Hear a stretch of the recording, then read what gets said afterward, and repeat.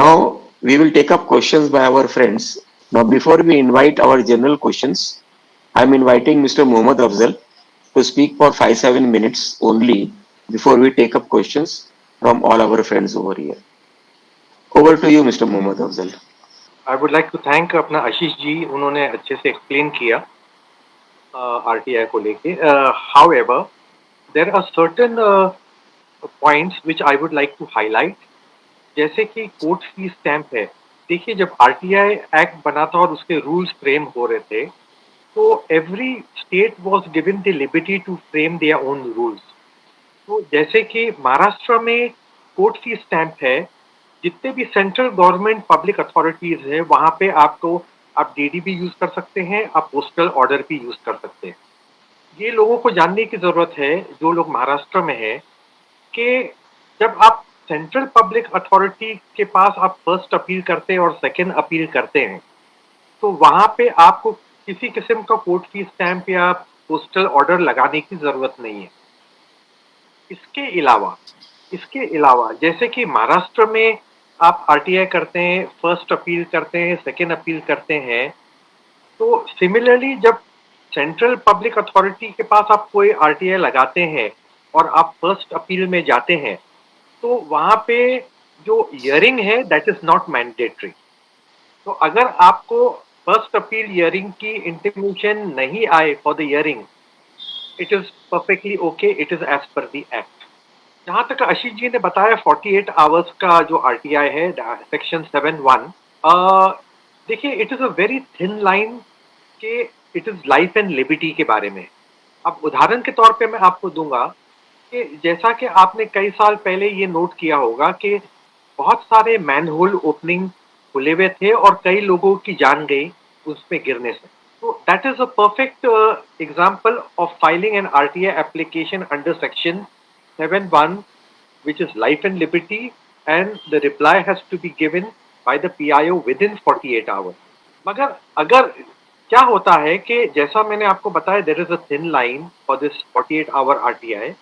तो अगर वो PIO इस चीज को समझता है कि भाई ये 48 आवर लाइफ एंड लिबर्टी के अंदर नहीं आता है, तो the same application is converted into a normal RTI application. Then वो ही फॉलो होगा कि भाई आपने आरटीआई किया 30 डेज के अंदर आपको रिप्लाई आना चाहिए.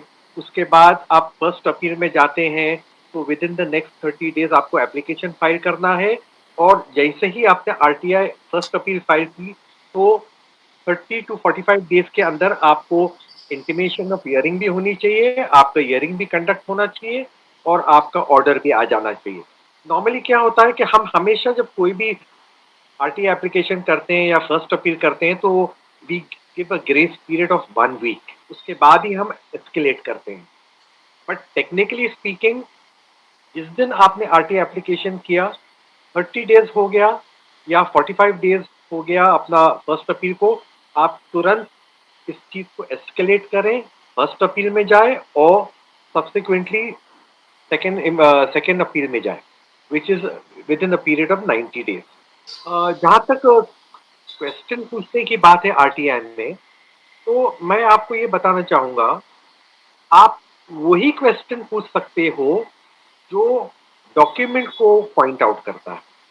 आप उसके बिहेवियर को लेके या वो क्या सोच रहे हैं वो चीज को लेके आप क्वेश्चन नहीं कर सकते हो, जैसे कि आशीष जी ने बताया. But if your question is pertaining to a particular document, it is mandatory on the part of the public information officer to provide you with the information. ये सारे चीजें हैं. एंड 2005 में जो सेंट्रल राइट टू इंफॉर्मेशन आया था, हम 2002 से काम कर रहे हैं महाराष्ट्र राइट टू इंफॉर्मेशन को लेकर. Subsequently that Maharashtra right to information 2002 जो था वो रिपील होके central right to information act 2005 came into being. और हमारा काफी मतलब इंटरेक्शन हुआ करता था with the state information commission on a monthly basis. आज बड़े अफसोस की बात है कि काफी हद तक आरटीआई एक्ट जो है वो डाइल्यूट हो चुका है, बिकॉज आप देखेंगे कि penalties are not being impose where it is absolutely necessary.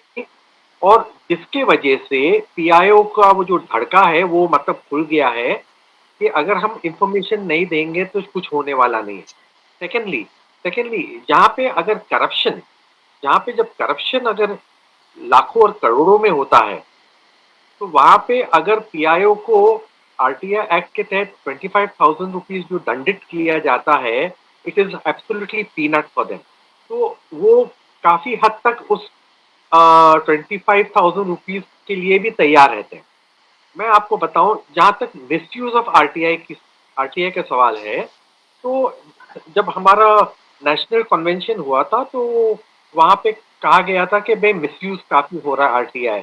तो जब पीएमओ ऑफिस में आरटीआई किया गया तो पता चला उनके पास कोई एविडेंसेस नहीं। Now as far as society is concerned, the society does not come under the purview of the act, क्योंकि केरला में उन्होंने ये लागू किया था। The matter went to the high court, subsequently it landed up in the supreme court, और वहां पे ये चीज को खारिज कर दिया गया। आज के तारीख में जो रेगुलेटरी बॉडीज हैं, आप उन्हीं को लेके आप आरटीआई फाइल कर सकते हैं। These are the few points which I would wanted to highlight. Over to अपना Hemant ji. Thank you, Mr. Mohammed, sir. Now we will start taking up questions. Thank Hello. you. The first question is by Mr. Bhavesh Waghela. Yeah, good evening, sir. आप Yes, sir. Authorise officer है society का, तो मतलब as a public officer public information का RTI के under cover होता है क्या? उससे इंफॉर्मेशन कुछ चाहिए सोसाइटी का, तो आरटीआई के थ्रू से ले सकते हैं इंफॉर्मेशन? भावेश जी, आप बोल रहे हैं कि आपके सोसाइटी में ऑथराइज्ड ऑफिसर मतलब एडमिनिस्ट्रेटर की बात कर रहे हैं? Yes sir, yes. हाँ, तो एडमिनिस्ट्रेटर तो एक गवर्नमेंट बॉडी हो गया ना, तो आप बिल्कुल उसको आरटीआई के अंदर ले सकते हैं। या तो आप डिप्टी रजिस्ट्रार को एक आरटीआई फाइल कीजिए और वो आगे उसको प्रोसीड करें। सर मैंने एक्चुअली किया था, ऑथराइज ऑफिसर को फाइल किया था, लेकिन वो रिप्लाई नहीं मिल रहा है मेरे को। यानी आपको ऑथराइज्ड ऑफिसर को नहीं करना है, आपको डिप्टी रजिस्ट्रार को करना है। आपका जो पीआईओ है वो आपका ऑथराइज्ड ऑफिसर नहीं है। आपका पीआईओ जो है पब्लिक इंफॉर्मेशन ऑफिसर, वो आपके डिप्टी रजिस्ट्रार। ऑथराइज ऑफिसर वो भी पब्लिक सर्वेंट है क्या सर? इंडिपेंडेंट सर्वेंट है? पब्लिक सर्वेंट है, सही बात है, बट वो एक पब्लिक इंफॉर्मेशन ऑफिसर नहीं है। Okay sir, one more question sir. अभी फर्स्ट अपील ऑर्डर सर इनके 30 डेज में नहीं आया है, फर्स्ट अपील ऑर्डर 30 डेज में, तो मैं 31 डे में जाके सेकंड अपील फाइल कर सकता हूँ? जनरली 30 डेज का टाइम दिया जाता है। ग्रेस पीरियड आप 5 दिन और पकड़ के चलिए, आगे पीछे होता है। तो after 35 days you can file second appeal. Okay, we will take up next question by Mr. Gajanan. Mr. Gajanan. Sir मेरा गुड इवनिंग सर। सर जो आप सोसाइटी के डॉक्यूमेंट के बारे में मुझे जानना है। एक्चुअली सोसाइटी के पास कुछ डॉक्यूमेंट है ही नहीं, क्योंकि वो रीजन बता रहे कि बिल्डर ने कोई डॉक्यूमेंट दिए ही नहीं, और ना ही बिल्डर कन्वेंस डेट करने में कोई इंटरेस्ट दिखा रहा है। तो वो केस में हम, बिल्डर तो प्राइवेट अथॉरिटी है, प्राइवेट ऑर्गेनाइजेशन है, तो हम आरटीआई का इस्तेमाल कर सकते हैं क्या? अगर नहीं कर सकते तो हम कौन से गवर्नमेंट ऑफिसर के पास या कंज्यूमर कोर्ट के पास अपील कर सकते हैं क्या? गजानन जी, ये जो आपके सोसाइटी के पास पेपर्स ही नहीं है, तो मैं मान के चलता हूँ उनके पास इंफॉर्मेशन ही नहीं है। तो किसी के पास अगर इंफॉर्मेशन ही नहीं है तो आप कितना भी आरटीआई लगाइए, जब उसके पास इंफॉर्मेशन ही नहीं तो कहाँ से देगा? अगर आपको ऐसा लगता है कि नहीं उसके पास है और वो छुपा रहा है तो अलग बात, बट अगर आप बोल रहे हैं कि बहुत पुरानी बिल्डिंग है और पेपर्स ही नहीं है, तो आप सिंपली डिप्टी रजिस्ट्रार को एक आरटीआई में डालिए। वैसे मुझे नहीं लगता कि आरटीआई में आपको पेपर्स मिलेंगे। इसके लिए अगर पेपर्स नहीं है तो प्रोविजंस अलग हैं, आपको अलग अलग डिपार्टमेंट में जाके उसकी कॉपीज बनवानी पड़ेगी, निकलवानी पड़ेगी अगर अवेलेबल है तो, और नहीं है तो भी उसका एक अलग प्रोसेस है। आपका कन्वेंस नहीं हुआ है, सोसाइटी उस पर कार्रवाई नहीं कर रही है और बिल्डर भी कार्रवाई नहीं कर रही है। एम आई राइट सर? यस, बिल्डर भी सोसाइटी डॉक्यूमेंट नहीं दे रही है सोसाइटी को, और ना ही कन्वेंस डेट करके दे रही है। सोसाइटी हमारा 3 साल पहले बना हुआ है, तो केस में हम कंज्यूमर कोर्ट जैसे फोरम में जा सकते हैं क्या? क्योंकि बिल्डर तो एक प्राइवेट अथॉरिटी है। आप कंज्यूमर कोर्ट में पक्का जा सकते हो। आप की सोसाइटी या आप एज एन इंडिविजुअल भी आप कंज्यूमर कोर्ट में जा सकते हो इस मुद्दे को लेके, उसका कोई प्रॉब्लम नहीं। Okay, next question is by mister Nilesh Purohit. Hello, मुझे एक्चुअली 2 क्वेश्चन पूछने। वन, जब भी ये RTI is related to deputy registrar होता है, तो क्या मैं 10 साल का बैलेंस शीट्स जो सोसाइटी ने डेप्यूटी रजिस्ट्रार को सबमिट किया होगा उसके कॉपीज ले सकता हूँ? आई मीन लास्ट 10 इयर्स का डेटा या कितने साल तक का डेटा मैं डेप्यूटी रजिस्ट्रार से ले सकता हूँ अंडर RTI एक्ट? ये मेरा क्वेश्चन 1 है. Okay, Ashish ji, you have a reply? Government bodies most probably 10 साल तक के डेटा तो संभाल के रखती हैं, जो मैंडेटरी है. हालांकि उनके पास और भी पुराने डेटा रखते हैं, वो मिलता नहीं है आपको, अलग चीज है. बट 10 साल का डेटा आप बिल्कुल RTI में मांग सकते हैं. अगर उनके पास इंफॉर्मेशन अवेलेबल है तो वो बिल्कुल देंगे आपको. ठीक है. नीलेश जी, आपके लिए एक और भी एडिशनल जवाब है इसके साथ में कि एक कानून है पब्लिक रिकॉर्ड्स एक्ट करके, पब्लिक रिकॉर्ड्स एक्ट, जिसके अंदर गवर्नमेंट, स्टेट गवर्नमेंट हो या सेंट्रल गवर्नमेंट हो, उनको पिछले 30 बरस तक का रिकॉर्ड प्रिजर्व करके रखना है, आइदर फिजिकली और डिजिटली. और अगर आपने 30 साल का रिकॉर्ड मांगा और अगर अवेलेबल है डिजिटल रिकॉर्ड या फिजिकल रिकॉर्ड तो आपको दे देंगे. और अगर नहीं है तो उसी कानून में ये प्रावधान है कि कोशिश करके, जबरदस्ती नहीं, कोशिश करके वो रिकॉर्ड्स को रिकंस्ट्रक्ट किए, मतलब पैदा किया जाए, यहाँ वहां की डिपार्टमेंट से लेके आओ. जैसे आपने बोला कि भाई सोसाइटी के पास में ये डॉक्यूमेंट नहीं है, जो फॉर्म ए होता है सोसाइटी रजिस्ट्रेशन के लिए वो भी डॉक्यूमेंट अवेलेबल नहीं है किसी कारणवश, तो रजिस्ट्रार का काम है उस डॉक्यूमेंट को रिकंस्ट्रक्ट करा जाए. सोसाइटी को पूछे, अलग अलग अथॉरिटीज को पूछे, जो प्रोमोटर था उस समय, जो बिल्डर था उससे पूछे, यहाँ वहां से जहां से भी हो सकता है तो डॉक्यूमेंट को रिकंस्ट्रक्ट करे. और अगर रिकंस्ट्रक्ट नहीं हो सकता है तो as a closure report file करे उस एक्ट के अंतर्गत में और आपके एप्लीकेशन को जवाब दे कि भाई रिकॉर्ड इस कारण से नहीं मिल सकता है, तो फाइल आपकी क्लोज हो जाती है. उसके बाद में अगर आप ये सोचेंगे कि नहीं मुझे तो कैसे से भी करके ये डॉक्यूमेंट चाहिए, कानून में प्रावधान है, डॉक्यूमेंट्स नहीं अवेलेबल है और उस अथॉरिटी ने अगर क्लोजर रिपोर्ट फाइल कर दी है तो वह मैटर खत्म हो जाता है. सर, आपका दूसरा प्रश्न पूछिए. ओके. और जैसे कि कहा गया कि 154B 8(2) के अंदर जो भी लिखे हुए एज पर एक्ट या तो एज पर बायलॉ जो है एक्चुअली रिलेटेड टू जो मेंबर के रिलेटेड जो ट्रांजैक्शंस है उससे रिलेटेड इंफॉर्मेशन, लेकिन अगर मुझे सारे जो मेंबर्स है जो बिल्डिंग में उनके बिल्स के कॉपीज चाहिए इन ऑर्डर टू अंडरस्टैंड कि मुझे कुछ अलग नहीं लगाया जा रहा है ना, सारे मेंबर्स को यूनिफॉर्म बिल्स, मतलब मैंने इसका प्रश्न अभी, आपका जो प्रश्न है इसका थोड़ी देर पहले ही मैंने अपने दोस्तों को ब्रीफ किया कि थर्ड पार्टी डॉक्यूमेंट आप नहीं पूछ सकते. थर्ड पार्टी डॉक्यूमेंट की परिभाषा ये है कि आप मेरा एग्रीमेंट नहीं पूछ सकते, मेरा लोन मॉर्गेज का रिकॉर्ड का नहीं पूछ सकते, मेरा नॉमिनेशन फाइल नहीं पूछ सकते, मेरा लीव एंड लाइसेंस एग्रीमेंट नहीं पूछ सकते, ऐसे कुछ पर्सनल डॉक्यूमेंट से वो नहीं पूछ सकते. आप सोसाइटी का बिल, आपको क्या लगता है क्या वो पर्सनल डॉक्यूमेंट है या सोसाइटी का डॉक्यूमेंट है? किसने जनरेट किया वो डॉक्यूमेंट? सोसाइटी. अगर सोसाइटी ने जनरेट किया है तो जो भी डॉक्यूमेंट सोसाइटी ने जनरेट किया है वो आप सभी कुछ चीज पूछ सकते हो, including payment vouchers, including tender copies, including redevelopment के कोई भी प्रोसीजर है, करस्पॉन्डेंस वगैरह वगैरह वगैरह. कंक्लूसिवली एनी डॉक्यूमेंट जो सोसाइटी ने जनरेट किया हुआ है वो आप पूछ सकते हो. जो सोसाइटी ने जनरेट नहीं किया हुआ है, जो जनरेट नहीं किया हुआ कौन सा डॉक्यूमेंट होगा? वो थर्ड पार्टी के डॉक्यूमेंट्स होंगे. अगर आप किसी ने, आपका AMC वेंडर है, लिफ्ट का वेंडर है, उससे मंगाया डॉक्यूमेंट्स तो सोसाइटी ने जनरेट कर दिया डॉक्यूमेंट, तो लिफ्ट का AMC वेंडर का या टेंडर की कॉपी या अर्नेस्ट मनी की कॉपी या जो भी कोई है वो सब कुछ पूछ सकते हैं.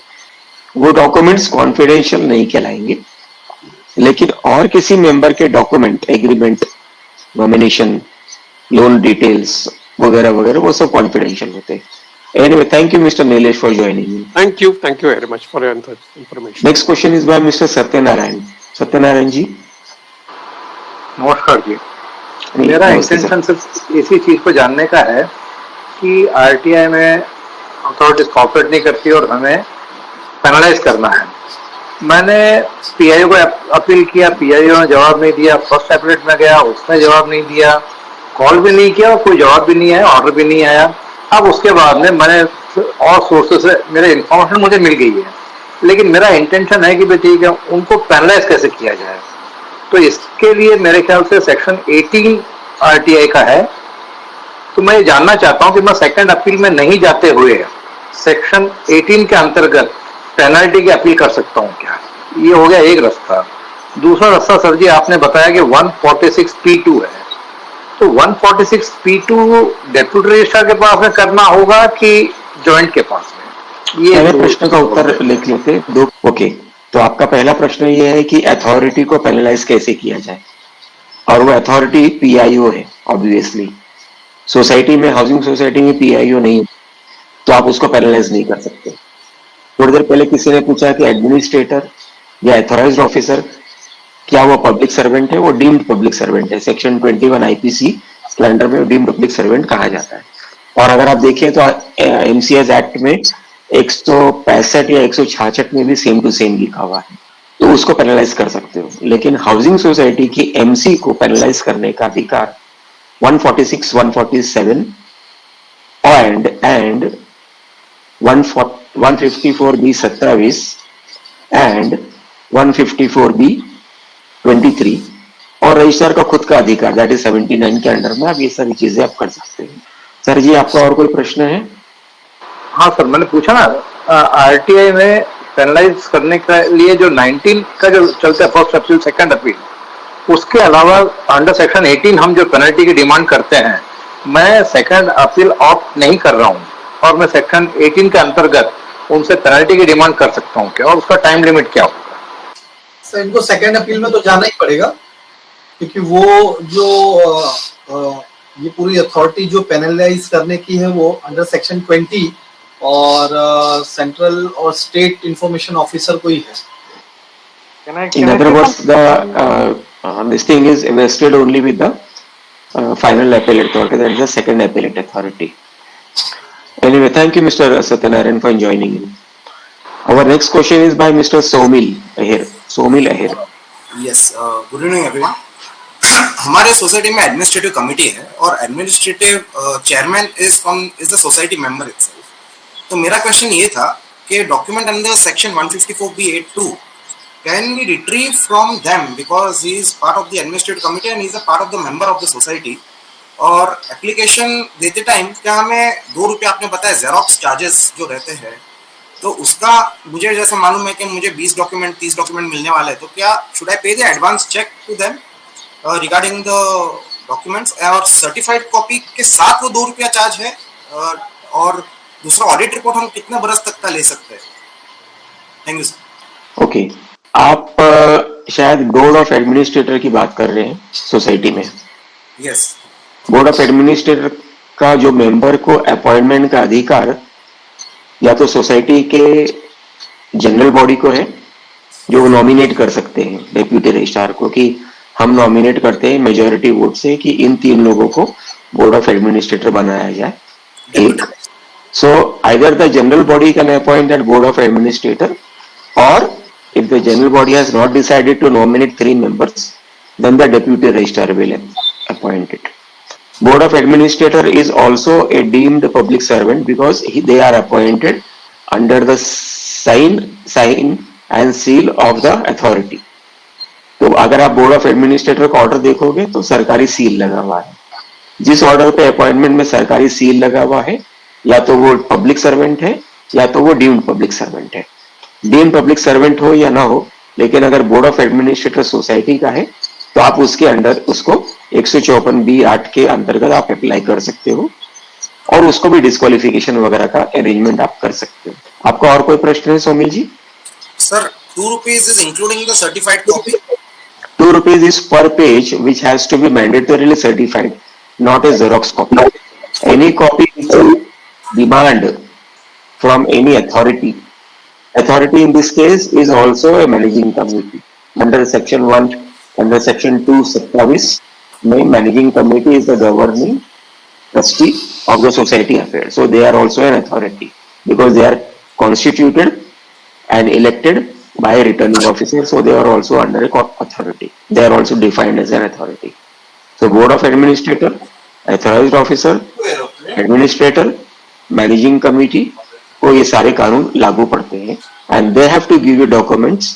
जेरोक्स कॉपी निकाला, उसका ठप्पा लगा के उसको इनिशियल करना जरूरी है.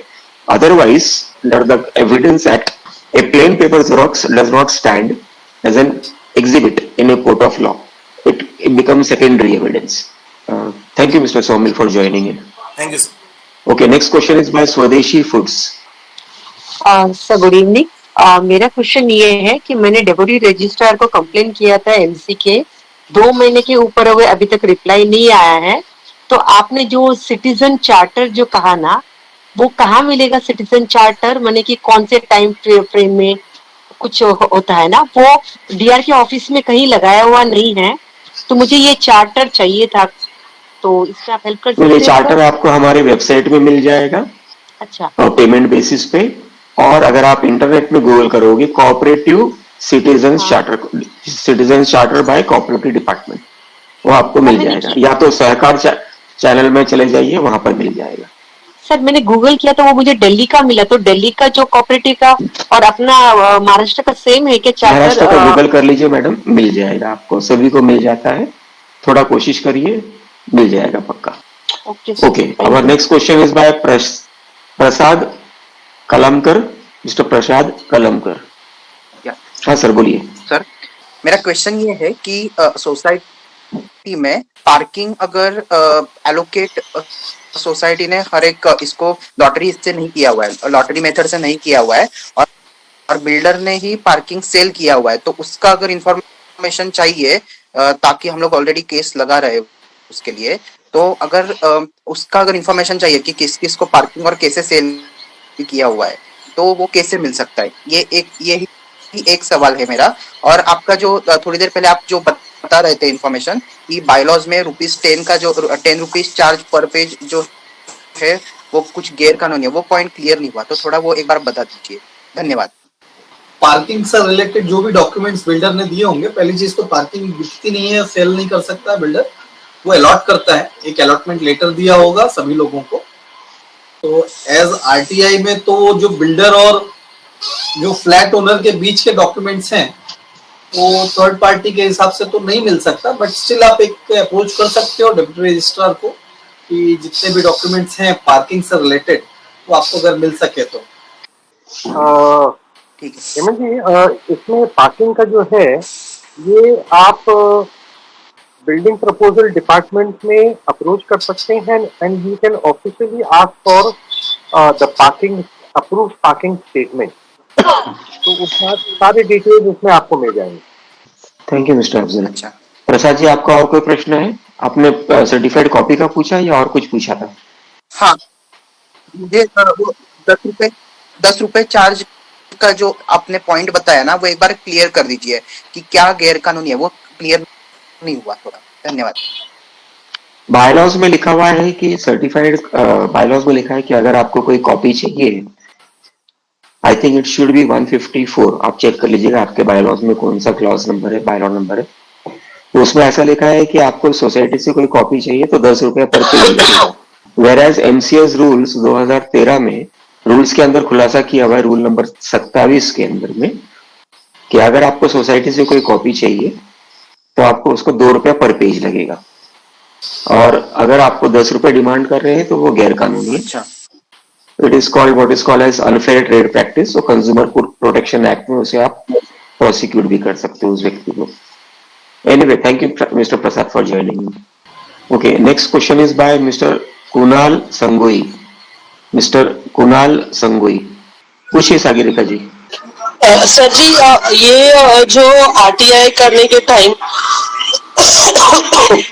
एज अ नॉर्मल मेंबर हम डायरेक्टली मैनेजिंग कमेटी पे आरटीआई नहीं कर सकते, तो हम through the registrar what all documents can we ask other than the monthly meeting papers?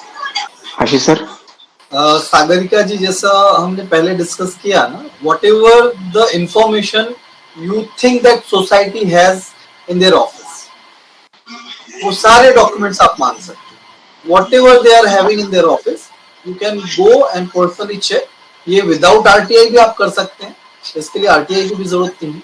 आप बीइंग अ मेंबर आप अपने ऑफिस में एक एप्लीकेशन दीजिए, वो आपको बाकायदा बुलाते हैं, चेक करवाते हैं, आपको जो भी डॉक्यूमेंट्स चाहिए आप उसके जेरॉक्स मांगे, आप उनको बोल सकते हैं जो भी चार्जेस हैं आपके मेंटेनेंस बिल में लगा दें, या आप कैश पे करना चाहें या बाय चेक पे करना चाहें।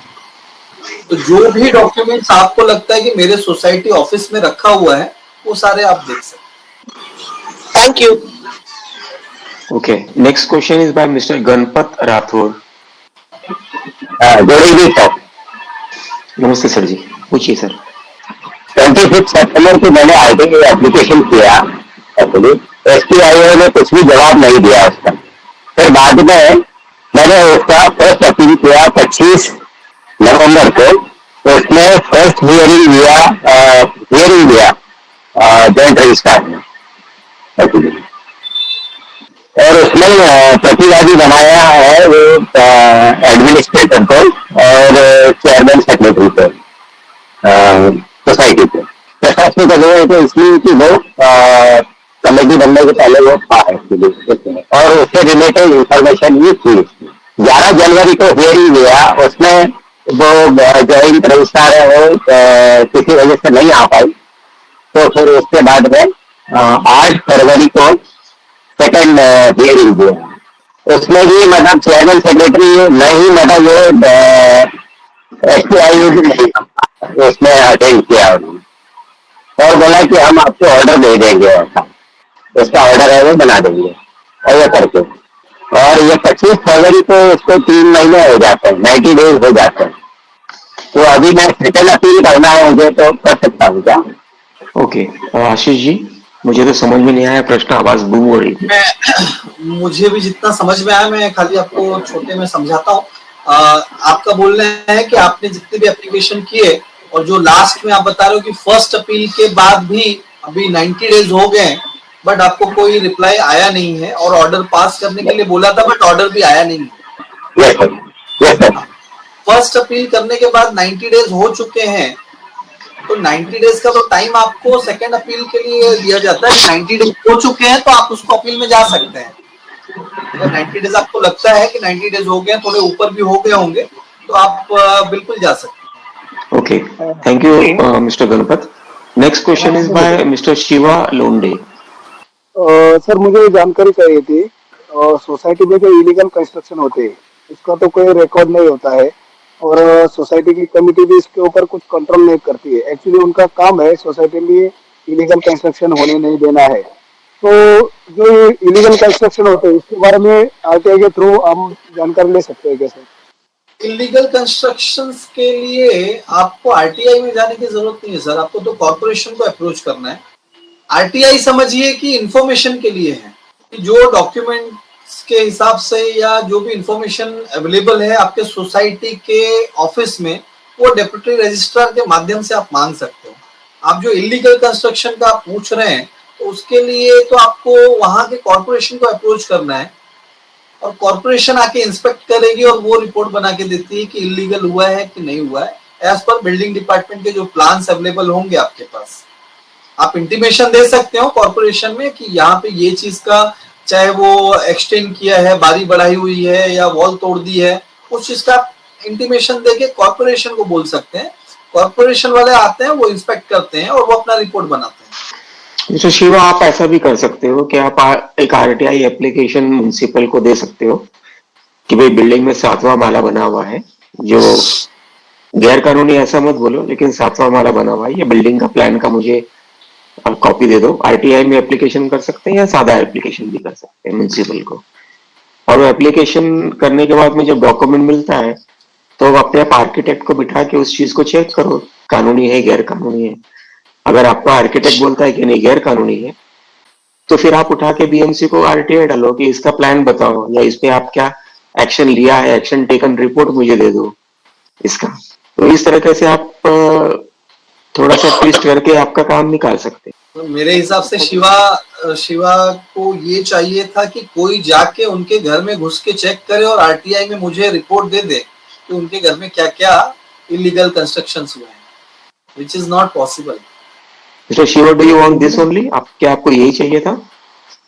नहीं सर, मेरा कहना क्या है, सोसाइटी में जो इलीगल कंस्ट्रक्शन होते हैं, मैनेजिंग कमेटी इसके ऊपर कुछ भी कंट्रोल नहीं रखती है, ना कोई कॉरपोरेशन को जानकारी देती है, और उसके कुछ डॉक्यूमेंट दस्तावेज भी नहीं होते।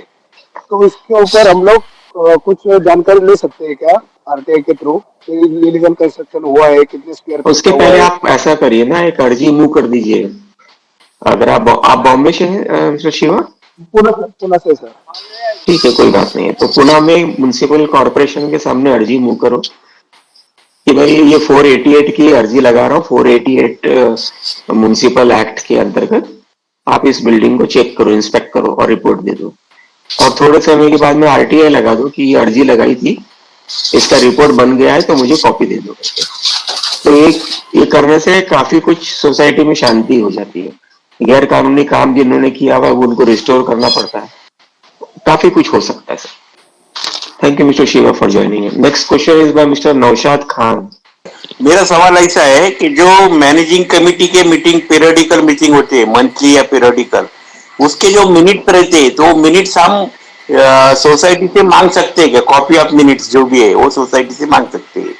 बिल्कुल मांग सकते हैं नौशाद जी, बिकॉज इसके लिए आपको आरटीआई भी करने की जरूरत नहीं है। बीइंग अ मेंबर आपका ये अधिकार बनता है कि सोसाइटी के पास आप एक सिंपल सा एप्लीकेशन डालिए that you want to inspect documents, और आप अगर पर्टिकुलर कोई चीज डिमांड करना चाहते हैं तो वो चीज डिमांड कीजिए, सोसाइटी आपको प्रोवाइड करती है। अगर प्रोवाइड नहीं करती है तो फिर आप डायरेक्टली डिप्टी रजिस्ट्रार को कंप्लेंट कीजिए। Okay, thank you sir. Thank you Mr. Naushad for joining in. Today's last question is by Mr. Vaman Pai. See sir, मेरा क्वेश्चन है, बिफोर क्वेश्चन में बोलना चाहता हूँ कि मैंने 158 ए के हिसाब से 3 एप्लीकेशंस लगाया सोसाइटी में। फर्स्ट एप्लीकेशन था मुझे लास्ट 5 इयर्स का ऑडिटेड बैलेंस शीट और मैनेजिंग कमेटी का रिपोर्ट दीजिए। सेकेंड क्वेश्चन वाज कि लास्ट 2 साल का मैनेजिंग कमेटी का मीटिंग्स का, मंथली मीटिंग्स का मिनट्स दीजिए। और तीसरा क्वेश्चन था कि ऑडिटर का जो ऑडिट रिपोर्ट है, करेक्शन रिपोर्ट है, जो लास्ट 2 साल का है, वो दीजिए करके। तो मुझे 3 अलग टाइप का रिप्लाई आया है सोसाइटी से। फर्स्ट एप्लीकेशन में उन लोग ने दिया फ्लैटली डिनाइड, मैं नहीं देगा करके। तो वो एप्लीकेशन का हम लोग ने रजिस्ट्रार में कंप्लेंट डाला, तो रजिस्ट्रार ने 89(1) के हिसाब से इंक्वायरी बिठाया। तो जब वो बंदा आया, व्हेन स्टार्टेड इंक्वायरिंग, तभी वो लोग ने फर्स्ट एप्लीकेशन का रिप्लाई दिया और बोले कि हम लोग ने कंप्लेंट्स कर दिया करके। देन बाकी बचा 2 एप्लीकेशन का। सेकेंड एप्लीकेशन का वो लोग क्या बोल रहे हैं कि 2 साल का देने में लिमिटेशन आता है, आपको दे नहीं सकते, आपको हमको मालूम नहीं, आपको दे सकते कि नहीं दे सकते हमको मालूम नहीं। That is why we have referring this letter application to the registrar. तो रजिस्ट्रार का रिप्लाई आने के बाद हम लोग कुछ एक्शन लेगा करके बोल दिया है। और थर्ड एप्लीकेशन में वो लोग ने क्या बोल रहे हैं कि वही 10 रुपीज पर पेज का वो लोग ने चार्ज लगा के वो सीधा बोल दिया कि इतना चार्जेस भरो। एंड और सिंस आपको एप्लीकेशन हम लोग ने कंप्लेंट कर दिया है, so we are not agreeable for that 2 rupees per page का चार्ज जो मैंने भरा है। तो जो डिफरेंस अमाउंट है, you are default for that करके बोल के लिख के भेज दिया है। So how do you move about ahead? ऐसा है कि पाई साहब ने अर्जी किया हुआ है सोसाइटी में डॉक्यूमेंट मांगने के लिए, और सोसाइटी वाले बोल रहे हैं कि ये डॉक्यूमेंट 2 साल तक का पीरियड का हम देंगे, बाकी का कानूनी कार्यवाही हो सकता है नहीं हो सकता है, उसके लिए मैं रजिस्ट्रार के पास में जाके पूछता हूँ। उसके बाद में ये हुआ कि भाई कॉपी चाहिए तो 10 रुपए पर पेज देंगे, 2 रुपए के हिसाब से नहीं देंगे आपको, और बाकी अमाउंट के लिए आप डिफॉल्टर हो, ये उनका प्रश्न है। तो सोसाइटी के बोलने से क्या 2 रुपया पर पेज 10 रुपए पर पेज में बदली हो सकता है क्या? प्रश्न वो आता है। मतलब जो रूल में लिखा हुआ है वो क्या सोसाइटी के मैनेजिंग कमेटी अपना मनमानी करते हुए, डिक्टेटरशिप करते हुए 10 रुपए ले सकती है क्या, ये बोल के कि बायलॉस है। और दूसरा प्रश्न ये निर्माण होता है कि बायलॉस में जो 10 रुपए लिखा हुआ है वो कैसे गैर कानूनी है, और क्या वो बायलॉ का वो वाला क्लॉज रूल 27 को अगर उल्लंघन करता है, वायलेट करता है, तो क्या वो बायलॉ नंबर जो भी है वो वैलिड है या नहीं है। तो ये सब प्रश्नों के उत्तर है जो कंफ्यूजन बना के रखते हैं। जैसे मैंने थोड़ी देर पहले बताया कि बायलॉ आपका सोसाइटी का उसका कोई मायने नहीं है, क्योंकि कुछ भी लिखा हुआ है प्रॉपरली होश में नहीं है या दिमाग लगा के नहीं बना हुआ है, या वेरियस पब्लिशर्स जो हैं वो कुछ भी छाप देते हैं और सोसाइटी में उसी कारणवश वाद विवाद पैदा होता है। सबसे बड़ा वाद विवाद पैदा करने का कारण है आपका सोसाइटी का ये गैर कानूनी तरीके से बनाया हुआ बायलॉस। दूसरा कारण है कि सोसाइटी वाले उस बायलॉ को दुकान से 50-100 रुपए के बायलॉ ले आते हैं। में मेहनत करना नहीं है, अमेंड करना नहीं है, कुछ भी लिखा हुआ है उसको एक्सेप्ट करके उसको एडॉप्ट कर लेना है। एडॉप्ट करने का प्रोविजन तो है नहीं, लेकिन फिर भी जबरदस्ती एडॉप्ट कर लेता है। तो जहां मनमानी चलेगी वहां पे ये सब कार्यवाही होगी, वहां पे वाद विवाद खत्म नहीं होगा। आप आरटीआई ले लो या ये सेक्शन 154B ले लो, B8 ले लो या B27 ले लो या B23 ले लो, ये सब होने धोने वाला कुछ भी नहीं है उसके अंदर। अपना वेबिनार खत्म करने के पहले मैं कुछ चीज कहना चाहूंगा कि जैसे सरकार ने एथोराइज्ड ऑफिसर बनाए हुए जो पब्लिक सर्वेंट नहीं है, वो डीम्ड पब्लिक सर्वेंट है। They are not public servants, means government के पेरोल में नहीं है। उनको जैसा काम मिला तो 200-500 रुपया 5,000 रुपया लेके अपना काम करके वो निकल जाते हैं वहां से। जैसे गवर्नमेंट के पैनल ऑडिटर हैं वो भी डीम्ड पब्लिक सर्वेंट बन जाते हैं जब आपको यह ऑर्डर मिल जाता है कार्यवाही करने के लिए, जैसे बोर्ड ऑफ एडमिनिस्ट्रेटर है वगैरह वगैरह। वैसे ही सरकार को ये चाहिए कि एक चलता फिरता पब्लिक इंफॉर्मेशन ऑफिसर बनाया जाए। और ये 154B8 का जो फंडा है उसमें अर्जी वो डेप्यूटी रजिस्ट्रार को करे, जो डेप्यूटी रजिस्ट्रार इस चलता फिरता पीआईओ को सोसाइटी में एक निर्धारित दिन को डेप्यूट करे। पीआईओ का काम होगा, जैसे इंक्वायरी ऑफिसर है सेक्शन 80 वाला या 81 वाला री ऑडिट वाला हो गया, या 83 वाला इंक्वायरी वाला हो गया, या सेक्शन 88 वाला हो गया, या सेक्शन 84 वाला हो गया, या 89 वाला हो गया। जो सोसाइटी में आएगा, डिमांड करेगा डॉक्यूमेंट निकालेगा, अपना रिपोर्ट बनाएगा और अधिकारी को सबमिट करेगा, जिसकी कॉपी सोसाइटी को भी सबमिट करना है।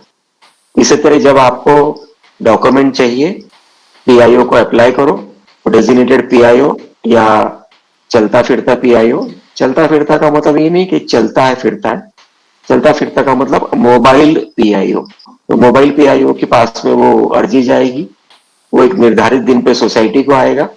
जैसे उसके पास अधिकार है 89A का इंस्पेक्शन करने का, जैसे उसके पास अधिकार है 83 या 88 का इंस्पेक्शन करने का, इंक्वायरी करने का, रिपोर्ट देने का, उसी अधिकार को वापरते हुए, यूज करते हुए, इस्तेमाल करते हुए वो अधिकारी डेजिग्नेटेड अधिकारी पीआईओ सोसाइटी में आएगा।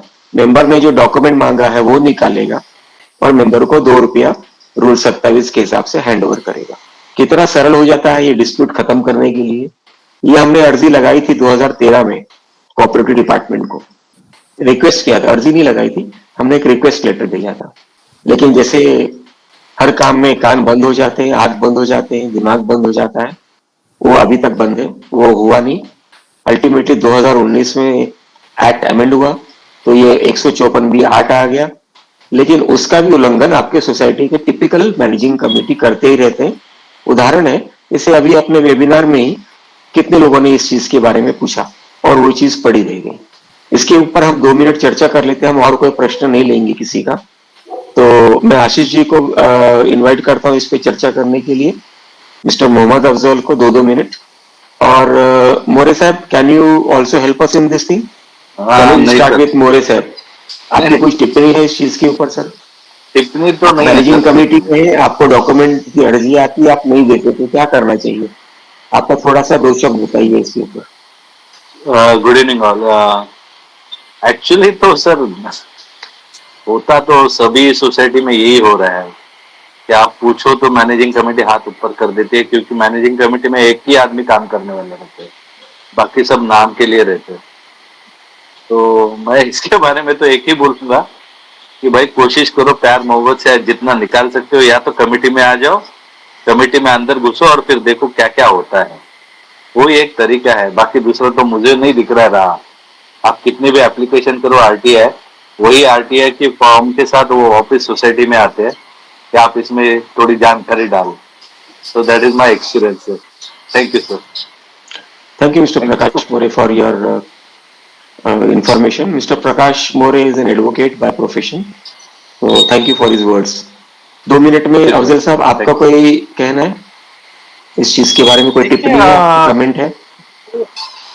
हाँ, ये बहुत सारे लोगों का यही एक प्रॉब्लम है कि वो मैनेजिंग कमेटी कहती है कि they are transparent and everything is there in place, but वो शेयर नहीं करती है. तो इट्स अ ग्रे एरिया. आप बहुत से बहुत आप डेप्यूटी रजिस्ट्रार को आरटीआई लगा सकते हैं, मगर आपको सारे डॉक्यूमेंट्स नहीं मिलेंगे. सर्टेन डॉक्यूमेंट्स आपको डेप्यूटी रजिस्ट्रार दे सकता है जो सोसाइटी वहां पे फाइल करती है at the end of the year. But otherwise deputy registrar भी उनको यही लिख के भेजता है कि भैया ये एप्लीकेशन आया है, आप उनको प्रोवाइड करिए. तो it is something which is a very gray area, and 99% of the people are suffering because of this. और मेरे ख्याल से आई फील कि इसका ओनली ऑप्शन है कि भाई कोर्ट को अप्रोच किया जाए, कंज्यूमर कोर्ट को. Thank you mister Mohammed Afzal. Before I invite Ashish sir to speak on this, मैं आपको ये बता दूं कि ये इफेक्टिव क्यों नहीं होता है, क्योंकि हम खुद ही सोचते हैं. हम ये सोचते हैं कि बाहर 10 रुपए का वड़ा पाव खा सकते हैं, तो होटल में जाके 100 रुपए का इडली सांभर क्यों खाए. मतलब ये चाहते हैं कि बगैर पैसे खर्चा किए हुए काम हो जाए. काम करना है, काम की इच्छा है, भूख लगी है, लेकिन कुछ भी कचरा खाने को तैयार है. जैसे कि स्वाभाविक तौर पे मैंने मेरे जिंदगी में मेरे तजुर्बे में बहुत से ऐसे इंसिडेंसेस देखे हुए कि पैसे हैं जेब में लेकिन कंजूसी करनी है. मन में चाहत है लेकिन ताकत नहीं है ये काम करने के लिए. अरे वो मैनेजिंग कमेटी वाला मेरा दुश्मन बन जाएगा, वो डेप्यूटी रजिस्ट्रार बोलेगा काय को इधर आता है, बड़बड़ करता रहता है और वो बार बार आते रहते हो. कंज्यूमर कोर्ट में जाओगे तो अरे वो तो इतना लंबा टाइम लगा देते हैं. जब इंसान पैदा होता है तो भी वक्त लगता है हर चीज को, 9 महीने लग जाते हैं. खाना पकाना है तो भी काफी वक्त लग जाता है. एक बिल्डिंग खड़ी करनी है तो भी वक्त लग जाता है. यहाँ से चर्चगेट जाना है बोरीवली से तो भी वक्त लगता है. वक्त तो हर चीज को लगता है, लेकिन आपको ऐसा लगता है कि बगैर वक्त के काम हो जाए, बगैर वक्त का बगैर पैसे का काम हो जाए. ये होने वाला नहीं है. इसीलिए ये कानून वीक हो जाते हैं. कानून तो है, कंज्यूमर प्रोटेक्शन एक्ट भी है, प्रिवेंशन ऑफ डिले एक्ट भी है, एमसीएस एक्ट भी है, सिविल प्रोसीजर कोड भी है. काम नहीं किया आपने, डिलेरिक्शन किया तो क्रिमिनल प्रोसीजर कोड भी लागू पड़ सकता है. उसके अंदर पड़ सकता नहीं है. ऑलरेडी कई केसेस ऐसे चल रहे हैं, हम खुद भी हैंडल कर रहे हैं ऐसे केसेस. लेकिन करने की चाहत, ताकत होनी चाहिए. Time, inclination, money and energy, ये होना है तब जाके आगे काम बढ़ता है. और हम सोसाइटी वाले ये सोचते हैं कि अरे कुछ नहीं हो रहा है, इतना टाइम लग जाएगा, इतना सुस्ती हो जाएगा, कौन 5-5 साल वेट करेगा. एक बार तो वेट तो करके देखो. एक ही बार तो कंज्यूमर कोर्ट का ऑर्डर आना है. आपको क्या लगता है कि एक बार कंज्यूमर कोर्ट का ऑर्डर आया तो वो सोसाइटी में दोबारा वैसी घटना होगी क्या कि जब सभी को पेनल्टी लगेगी? एक बार क्रिमिनल कोर्ट का ऑर्डर आया कि आपने डिलेरिक्शन किया है, इंटिमिडेशन किया, दबाया है, दूसरे को धमकाया है, तो क्या उस सोसाइटी में दोबारा वैसी कार्रवाई होने की संभावना बनती है या नहीं बनती? कोई एक को तो, किसी को तो शेर बनना है, एक ही बार बनना है. आशीष जी को बुलाने के पहले और एक किसी व्यक्ति को मैं बुलाना चाहूंगा जो अपना जिंदगी का तजुर्बा शेयर करना चाहे 2 मिनट के लिए. कोई है सर यहाँ पे? सर मैं बोलना चाहता हूँ सर. बोलिए सर. आशीवा जी बोलिए, 2 मिनट खाली. सर मेरा तो ये तजुर्बा है, सत्य परेशान हो सकता है लेकिन पराजित नहीं हो सकता है. आप सत्य की चाह में और सत्य की खोज में आप काम कर सकते हो. सिर्फ आपका रास्ता सही होना चाहिए, कायदे का सही इस्तेमाल होना चाहिए हर जगह, तो आपको 101% सक्सेस मिलता है. Very true, very true Shivaji. You are very right. Ashish sir, your words on this same, all this thing, concluding words. So what I feel and what I believe कि जो भी हम झेल रहे हैं उसके जिम्मेदार हम खुद हैं। हमने वो मैनेजिंग कमेटी चुनी है जो कि अब हमें परेशान कर रही है। हम खुद नहीं जाना चाहते वोटिंग के टाइम पे कि एक सही मैनेजिंग कमेटी को बिठाए जो सही तरीके से अपना काम करे। हम चले जाते हैं, निकल जाते हैं, हम इंटरेस्ट नहीं लेते हैं, हम खुद मीटिंग में भी नहीं जाते हैं, हम एजीएम में भी नहीं जाते। तो हमने अपने राइट्स तो वैसे ही रखे हुए हैं, तो जब डंडा बसता है अपने ऊपर तो फिर किस बात का होना। तो हमें ये जागरूक हो गया होने की सबसे आशीष ज्यादा जी, हो गया कि शादी कर लिया है ना, लिपा पोती देख के, मेकअप वाली देख के, गोरा देख के सब शादी कर लिया, पर ये नहीं देखा कि उसको खाना बनाना आता है या नहीं आता है। उस ये देखा नहीं कि वो घर परिवार संभाल सकती है या नहीं संभाल सकती है। ये बाकी चीजें जो भी है, जैसे आदमी का भी बोल लो, ये देख रहा कि भाई आदमी कमा रहा है या नहीं कमा रहा है, शराबी है या नहीं शराबी है, ड्रगिस्ट है या नहीं, मतलब दोनों ही हो सकते हैं ये। तो अल्टीमेटली मेहनत करने के बगैर काम किया तो फल की अपेक्षा ना करें, ये सारांश निकलता है। Anyway, thank you everybody and thank you Ashish sir for sharing your knowledge and experiences for the benefit of all our friends over here. Now we will conclude our webinar. Thank you all friends for joining and supporting today's webinar.